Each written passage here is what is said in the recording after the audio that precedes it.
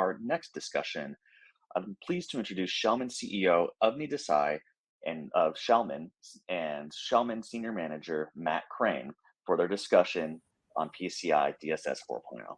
Welcome, Avani. Thanks, Max. Great to be here. Well, welcome everyone. We're going to kick it off. We have 30 minutes, so we'll get to it. I also have Matt Crane, who's a director here in our PCI practice at Schellman, who I will pass it over to. But before we get started, I did want to quickly go over what our agenda is today. Great. So we're going to go through kind of 5 specific areas. We're going to go through the goals from the PCI Council, which I will take, as well as the implementation timeline. Then I'll pass it over to Matt, who is going to talk about common myths and truths. He's going to give you a great perspective from the QSA as we've gone through multiple QSA audits and going through the transition for 4.0. And then we're going to end by talking about the key new requirements, and we'll make sure that we highlight them and give you some great examples. All right, we'll get right into it. So as I mentioned, I'm going to kind of delve into the primary goals of PCI, the latest version. And this does represent a monumental change. And it's really important to understand the key objectives that guide its development. So first, I want to acknowledge the council and recognize that there was a significant update, and the documentation was done really early in the process. And you heard from Troy earlier today, and he played a critical role in shaping the standard and was also involved in the development. So as we navigate through PCI DSS 4.0, you're going to find that these goals that we talk about are going to be reflected throughout the standard pretty consistently. And so we want to take a look at each of these goals, give you an example of how they're implemented, and then Matt will go into a bit more detail. So let's talk about goal 1, which is continue to meet the security needs of the industry. So if you take a look at PCI DSS, the primary objective has always been to safeguard payment card data. However, with this ever-evolving threat landscape that we're seeing, especially this year, it's really crucial to understand that the standard continues to meet the security needs of the industry, especially in the ecosystem that we're in. So in version 4.0, this goal is manifested in various ways. So examples of implementation include new requirements such as payment page script management, which is going to ensure the secure handling of payment data, and authenticated vulnerability scans that help any organization identify and address potential vulnerabilities. And we're going to be doing that proactively. Also, the council has introduced a new self-assessment questionnaire, which is going to be tailored to different merchant environments, so providing a more precise guidance and flexibility in the compliance assessments. So now we go on to goal 2, and this is going to be focusing on promote security as a continuous process. So I know most people here recognize that security is not a one-time effort, it's not the check the box, but it is an ongoing commitment. And that's what the council is aiming to do here, is promoting the idea of security as a continuous process. So in version 4.0, the goal is evident through several changes as well. So PCI compliance should no longer be viewed as a point-in-time assessment. So instead, organizations are going to be required to adhere to reoccurring periodic requirements. And this is going to range from daily security practices to quarterly, biannually, and then annual assessments.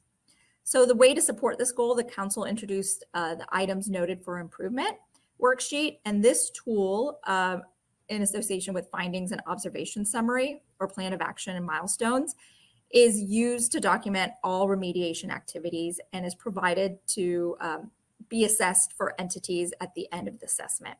So its purpose is to track any reoccurring issues and promoting security as an ongoing process without being like a punitive measure or becoming publicly facing. So goal 3, our last goal, is going to be adding flexibility for different methodologies. So again, as I mentioned in goal 1, we're in this ever-changing cybersecurity landscape, and it's really crucial for the standard to remain adaptable and not be overly prescriptive. So the council aims to add flexibility for different methodologies for the end result of achieving compliance. So again, version 4.0, this goal is realized the first way. The council has stripped out tool-specific jargon from the standard, and it's going to allow organizations to choose the most suitable method to meet their intent of the requirement. So an example can be, instead of specifying how often anti-malware software should be checked for updates from virus signature database, the standard instead is going to focus on the intent of the requirement. So enabling organizations to use modern heuristic-based approaches. Password rotation requirements also have been relaxed, and this is based on the NIST guidance, which acknowledges the changing of password every 90 days may not really enhance security and could even actually weaken password security. So for instance, this requirement for password maximum age is no longer mandatory if multi-factor authentication is implemented. So again, all of this is really reflecting the evolving best practice of cybersecurity. So note that there are additional miscellaneous data points, and we're not going to delve into those in this presentation, but definitely note that. Okay, if we go on to the next slide, here we're going to really shift our focus to the transition timeline of version 4.0 to better understand when these changes will take effect. But we'll talk a little bit about the history as well. So the development of 4.0 began well before the timeline shows here. The council actually had its first announcement for plans at the North American Community Meeting in Vancouver in 2019. And the soft launch occurred in Q1 2022, followed by the full launch in Q3 after the 4.0 QSA training was made available. So one noteworthy point is the standard went through significant changes, leading the council to require QSA specific training. So although there were no planned actions between Q3 of 2022 and Q1 of 2024, the council released new revisions of reporting templates and then removed the controversial in place with remediation finding in late 2022. So this brings us to the sunset of version 3.2.1, which is going to be March of 2024. And most new requirements are considered best practice only until March 2025, which is similar to the transition that we saw initially with 2.0 to 3.0. Finally, all new net requirements become effective March 2025. So this is giving companies ample time to prepare. This extended timeline aligns with the council's goal of meeting the security needs of payment card industry and also providing that flexibility to make sure that all organizations do have enough time that they need to adapt. So it's very clear to see 4.0 is a significant step forward for not only data security, but for what we're seeing in the industry. And it is definitely guided by these clear objectives, and it was thoughtfully planned transition to help organizations achieve compliance and then maintain trust. So hopefully that gave you a good overview before I pass it on to Matt, who's going to dive into a bit more details. Matt, it's all yours. Thank you, Avani.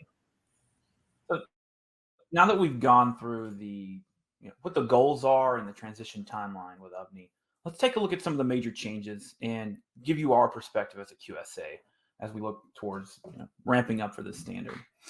So first and foremost, there's a total of 64 net new requirements. And when we say net new, we're talking about a requirement that wasn't present in version 3.2.1 of the standard. Some of these are fairly soft controls. We're looking at a couple policy procedural type changes. Others have major impacts. MFA, payment page script management, authenticated internal scans, things around key management that are going to take a significant amount of time to implement, which is, again, why the council provided this timeline. If you look at from the initial release to when these net new requirements, the majority of them at least, are required, we're talking about a full 3-year period. And hopefully that's enough time to give organizations the ability to prepare for this. Fortunately, now we are more than a year and a half into that, and so the clock is ticking for that. Now, of the 64 net new requirements, only about 13 of them are effective immediately, meaning if you're assessed against version 4 now, you'd have to meet those. And again, of those 13, they're all generally policy or procedural based things that aren't going to require the purchasing of a new tool or hiring a whole new team. That should help organizations as they continue to prep for that. Secondly, pretty much every requirement has been renumbered. We've been looking at essentially the same standard for about 10 years now. Version 3.0 was released in 2012-2013 timeframe. We had a few small updates over the past decade, but for the most part, requirement 2.3 has always been encrypting remote administrative access. And as a QSA, I've memorized pretty much every requirement, at least what the topic is. If you've done the same, first I'd say, hey, why don't you reach out to me? We'd love to hire another experienced QSA. Secondly, you're going to have to pick these numbers up again. Pretty much everything is shift down at least one iteration. They've made a lot of changes around the standard to put things in more relevant categories. So we see some like role type requirements that were in requirement 8 that moved into requirement 7, and a bunch of other changes. We also see a large change in verbiage in existing requirements. And kind of in line with promoting security as a continuous process, they've shifted a lot of these periodic controls, and they've increased the number of periodic controls significantly. Again, to drive home the point that this isn't just an assessment that you do once a year and you go about the rest of your work the other 11 months. They also changed some of the terminology to help continue to meet the needs of the industry in line with that other goal. We see this primarily in requirement 1, where we've historically cared more about the use of firewalls for network security controls. And so as you go through requirement 1 in the standard prior to version 4, you're talking about securing and synchronizing routers and having firewall access controls implemented properly. Well, the councils recognize that as more organizations move into the cloud, you're going to have less use of a traditional firewall. And in order to support the standard and make sure it continues to stay relevant, they've had a little bit more of a generic term. They're using the term network security controls, or NSCs. And it just kind of shows the fact that they recognize that security is an ongoing process. It's ever evolving, and the use of specific terms typically doesn't last very long. They've also added some additional validation methods, which we're actually going to touch on the next slide. And then they have a higher focus on service provider requirements. We did see a big increase in service provider relevant controls in PCI version 3. And one of the updates, I think it was either 3.1 or 3.2, was specifically to add service provider requirements to that. And a lot of that was in response to some of the major breaches that happened in the early 2010s. If you think about Target and other major breaches. But as a service provider, you now are required to essentially have a responsibilities matrix and provide additional support to your customers for them completing vulnerability scanning or penetration testing. And they've updated their appendix to be more inclusive of various types of hosting providers as well. And then finally, we have, I say enhanced, drastically different reporting documents. We still have a report on compliance and an attestation of compliance, but those reports have changed significantly. As standard PCI DSS version 3.2.1 report on compliance for a large merchant with several payment channels right now is anywhere from 100 to 150 pages when it's completed. A blank version 4.0 report on compliance is 300 pages. It is significantly longer, yet somehow more concise. If you haven't seen a version 4.0 report on compliance yet, you may be scratching your head on how that's possible. I'm not sure. I should ask Troy because he helped develop it. But it is. They've also kind of outlined differences in how things are reported in the attestation of compliance to make sure that it's a little bit more clear for both merchants as they report to their acquiring banks, as well as service providers as they give information to their merchant customers. And then back on the items noted for improvement, that's just another great document that the council is recognizing. Hey, this needs to be promoted as a continuous process. The idea that you find a problem, it's remediated, and there's no documentation for it, it just doesn't fit well with security as a continuous process. So briefly, I want to talk about the validation methods, because this is probably one of the largest changes in version 4 of the standard. And I think it's very important. I've given 20 or 30 presentations this year alone just on version 4, and I almost always include this portion just to make sure everybody is fully aware. So first, we have the defined approach, and pretty simple. It only needed one bullet of an explanation, and that means the requirement is met as it is written. Let's take password length. If you have the PCI DSS version 4, the new requirement is that minimum password must be at least 12 characters. If your QSA is able to validate that all of your systems are configured to only accept a minimum of 12-character password, you're meeting that requirement. As it is written, you check the box on that requirement, you move on with your life, go on to the next thing. Well, that's exactly how it continues to be. What's new now, and what adds more flexibility in the standard, again, tie back to one of the goals that you see throughout the new version, is the customized approach. And the customized approach is intent-based, and it allows for unique controls to be used to meet a defined requirement. And so the council, in recognizing that we can't use very specific jargon and expect everyone to meet it forever, they've provided an intent for every requirement. So as you go through the standard, you'll see the defined requirement as it is written. And then below it, it has applicability notes as well as intent. And the intent is essentially, and not my words, from the council, it's basically a risk-based approach, which is somewhat counterintuitive to what the council and the industry has seen PCI DSS in the past. In line with the password example, if your organization looks at a 12-character minimum and thinks, well, we actually think we can get the same complexity out of a minimum of 10 characters, but we want to increase the character type. So PCI DSS calls for alphanumeric character types. So at least one alphabetic and one numeric. It's only 2 of the 4 possible character types. You could go with the idea of, well, we want to require all 4 character types, and that would give us what we believe to be the sufficient of complexity to meet the standard. I would probably agree with you, but the next step is you would have to engage your QSA to develop custom testing procedures. And it would need to be a QSA that isn't your lead QSA. So if I was your lead QSA, then we could have Adam Bush or another colleague of mine who would come and develop a customized testing procedure for me to validate. So it's a great thing to add flexibility. What it isn't meant for is not meant to replace compensating controls. The customized approach is there for a defined process that's been thought out well in advance.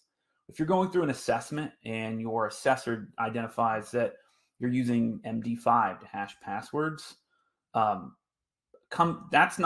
wouldn't be a use case to develop a customized approach. The use case there would be to have a compensating control if the system doesn't support the ability to hash passwords with something higher than MD5.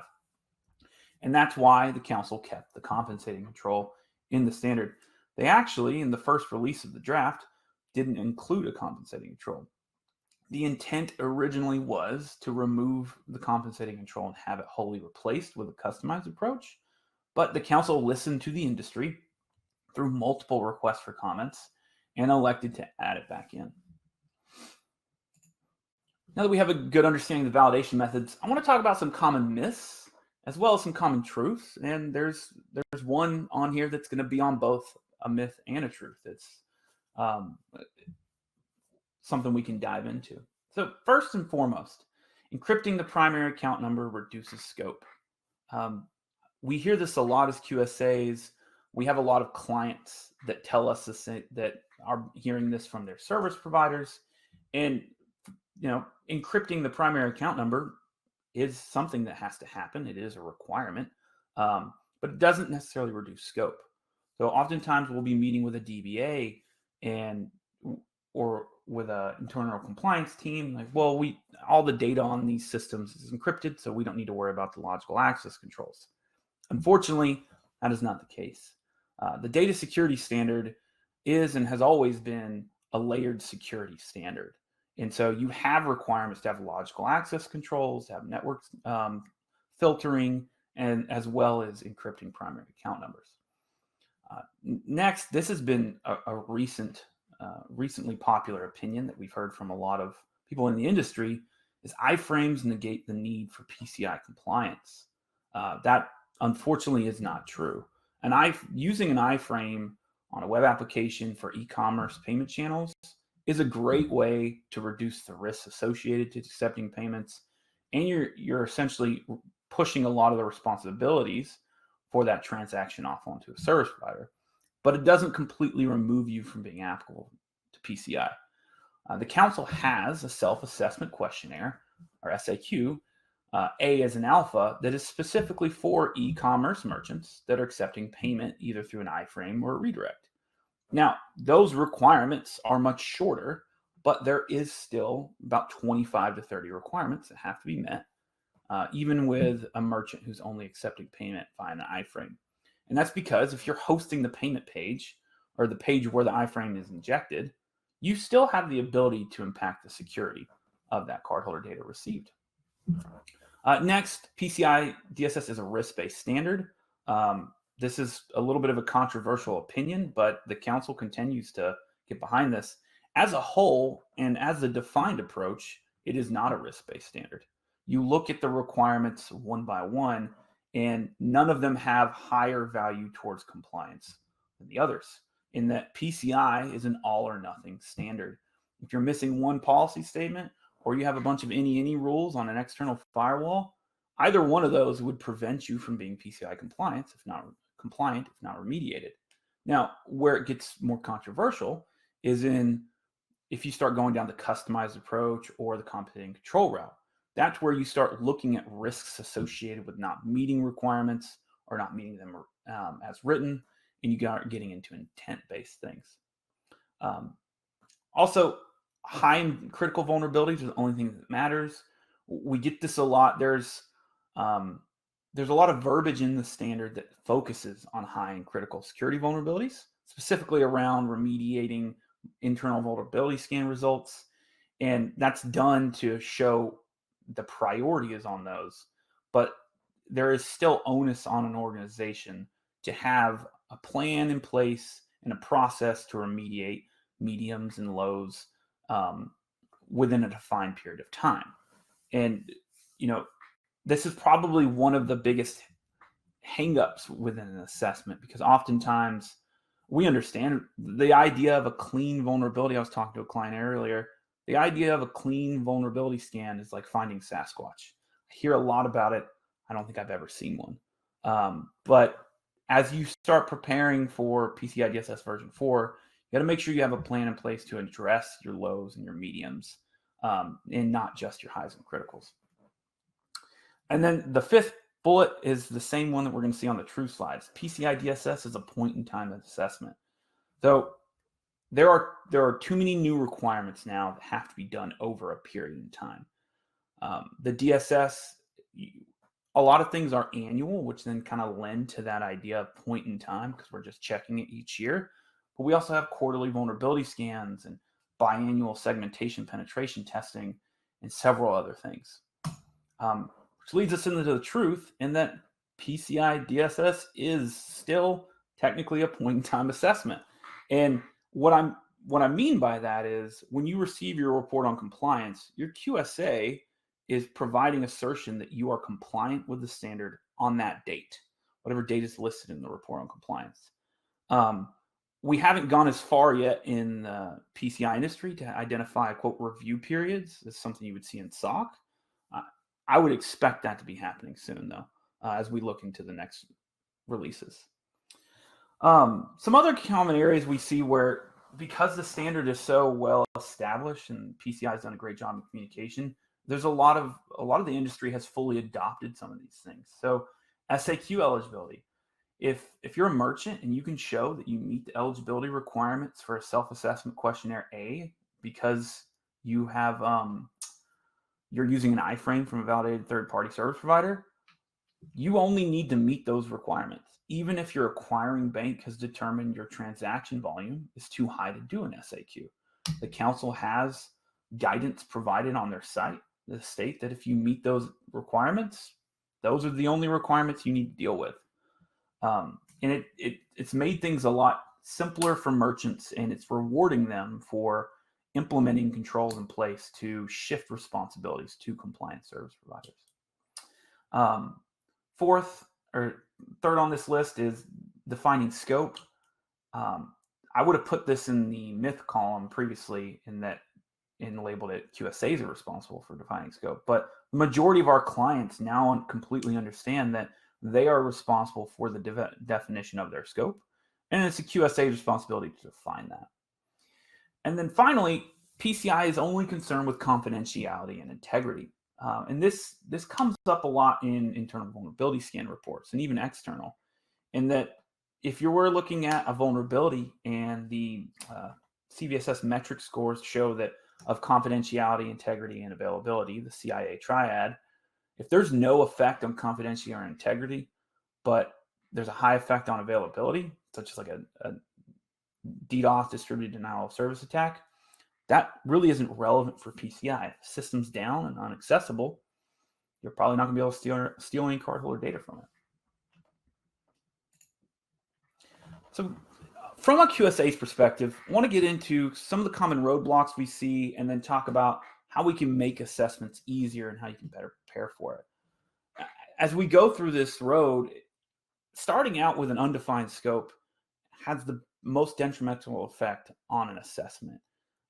We fully understand at Schellman that, especially with first-time clients dealing with PCI for the first time, you may not have a good method in place to define your scope.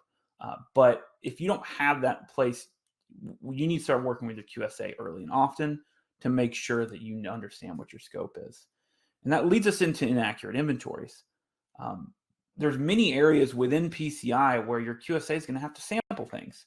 And if you don't have an accurate inventory, that will delay their ability to make those samples. It can also delay their ability to call out issues, right? If you have end-of-life devices in your environment, but it's not listed properly in your inventory, the QSA might not identify that till late into the assessment, which can cause things to delay significantly. And then unknown payment channels, a little less often, but still fairly common with larger merchants. We come across this fairly often where we have a merchant that their primary acceptance method is e-commerce or even card present. But as we talk to different business units, we hear, oh, well, we accept payment over phone for these specific types of transactions and these special customers. And if that wasn't communicated to your QSA, that you're talking about a large amount of scope creep. If they're taking telephone orders over the phone, we might have VoIP involved. We're going to have to look at their workstations if they're keying data in. And then you start just splintering off into 1,000 directions. So it's always best to start working with your groups ahead of time to make sure you understand all of your payment channels. And finally, too much reliance on service providers.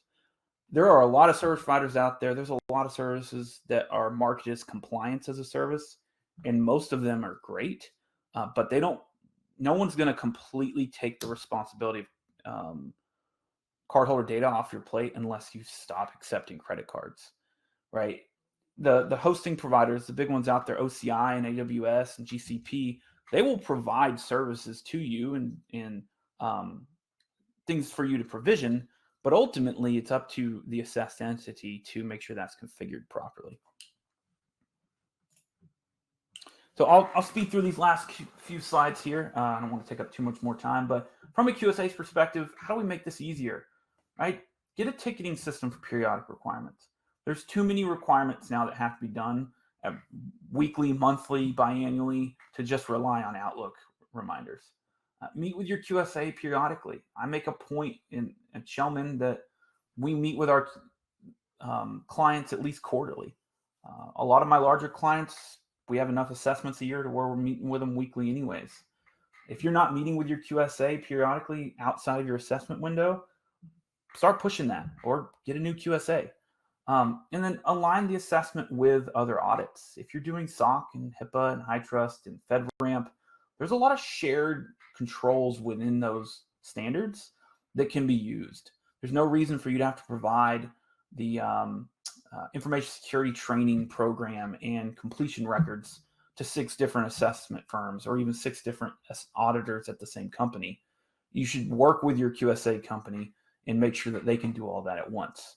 And that's something that we do our best here at Schellman is, hey, if we're meeting with one control owner and they can affect 5 different assessments or standards, we want to make sure we gather that because we recognize your control owner's job isn't to be PCI compliant. It's to, be a network admin or a DBA. So a couple things for what can go wrong, what can go right. I'm going to move on so we can get through a couple key requirements, but this slide deck will be provided afterwards. And I am at time. I'll breeze through these quickly. These are kind of what we get the most questions on or see has the most impact. The council removed full disk encryption from being able to protect cardholder data at rest on anything except for removable media. A key note here, the council never really intended full disk encryption to be used to protect cardholder data unless it was on removable media. And I mean, that makes sense. Full disk encryption just protects you from somebody walking into your data center and stealing a drive, which is pertinent, but not all that valuable when physical security controls are as high as they are. In 4.0, everyone's going to need a web application firewall or something of that nature. All access to the CDE, cardholder data environment, is going to require multi-factor authentication. Authenticated internal vulnerability scans, that's going to be a big lift. If you're not using a vendor that provides the ability to do this, you'll want to start looking at that. Fortunately, most of our clients are using one of 3 vendors, Qualys being one of them, and they all have built-in functionality to be able to do this. It's just going to take time to either add the Qualys scanning agent to your systems or get the service accounts provisioned. But I'm sure Qualys already is providing services to assist with that. The other thing you got to think about with authenticated internal scans isn't just the ramp-up time to get them running. It's that you're going to get a lot more information out of your systems with an authenticated scan, which can increase the number of vulnerabilities you're finding and is going to require more time for remediation. So I would highly advise not waiting until April of 2025 to get those rolling. If you have the ability to do it now, you should start doing that and start working on how you're going to get those remediated ahead of 2025. And payment page scripts has been a hot topic lately too. If you're accepting e-commerce transactions, even if you're using an iframe, you have inherent responsibility over protecting scripts that are running in your consumer's browser. These are fairly impactful, especially if you're serving up ads or running JavaScript from third parties that are dynamically created, because that can become very difficult to monitor and analyze.